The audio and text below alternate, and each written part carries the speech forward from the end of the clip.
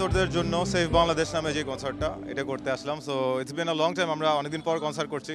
ভেন্যুটা আমাদের জন্য খুবই পারফেক্ট, দ্যাটস ওয়াই আসলে আমরা খুশি আসলে। বাংলাদেশের বিভিন্ন প্রান্তে এখন বর্তমানে বন্যা চলছে এবং আসলে মানুষ খুব মানবেতর জীবনযাপন করছে। মানে কিডলন অ্যারেঞ্জড যে শোটা আমরা একটু আগে পারফর্ম করলাম, এই শোটা আসলে বন্যার্তদের সাহায্য করার জন্যই এই শোটা আসলে বেসিক্যালি। এই জায়গায় হচ্ছে অ্যাডভার্ব আছে, তারপর আরও অনেক ব্যান্ড আছে যেমন শিরোনামহীন, অ্যাশেজ, অ্যাভয়েড রাফা, আরবো ভাইরাস, কাকতাল, আর্ক, হাসান ভাই। কত দূর যেতে চাও বলো, কতটা সীমানা পেরিয়ে জানো কি তুমি। গান আমরা 3টা পারফর্ম করছি। কত দূর আমাদের একটা মোটামুটি একটা হিট গান, ওটাও আমরা পারফর্ম করছি। সবাই সব মিলে এনজয় করছি আর কি। অ্যামেজিং অর্গানাইজার, অ্যামেজিং ক্রাউড, খুবই ভালো লাগছে বাজে। আমরা মূলত তানরাত ইনস্টিটিউট অফ বাংলাদেশ এই প্রোগ্রামটার মূল আয়োজক।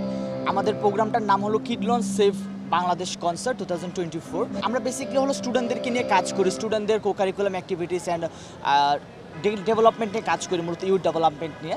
বাট যখন আসলে দেশের একটা ক্রান্তি সিচুয়েশন চলে আসে, যখন একটা আকস্মিক বন্যার সৃষ্টি হয়, তখন আসলে আমরা মূলত সামাজিক দায়বদ্ধতা থেকে আমরা ফেনী এবং নোয়াখালীতে প্রায় 6,500 মানুষের জন্য উপহার নিয়ে যাই।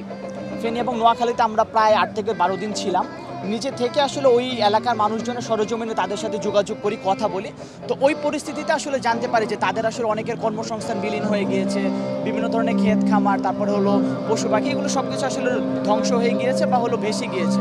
তো পরবর্তীতে আমরা আসলে তখন একটা পরিকল্পনা করি যে আমরা কিছু একটা ফান্ড রেজ করে তাদেরকে যদি আমরা একটা পুনর্বাসনের ব্যবস্থা করতে পারি। তারই পরিপ্রেক্ষিতে আমাদের আসলে আজকের এই প্রোগ্রাম। আমাদের ইচ্ছা ছিল আমরা যেন বাংলার তরুণদেরকে একটা এন্টারটেইনমেন্টের ব্যবস্থা করে দিতে পারি, ঠিক একই সাথে আমরা যেন আসলে যারা বন্যার্ত, যারা আসলে সাময়িকভাবে ক্ষতিগ্রস্ত বা সাময়িকভাবে পথহারা, তাদের জন্য কোনো একটা আয়োজন করতে পারি।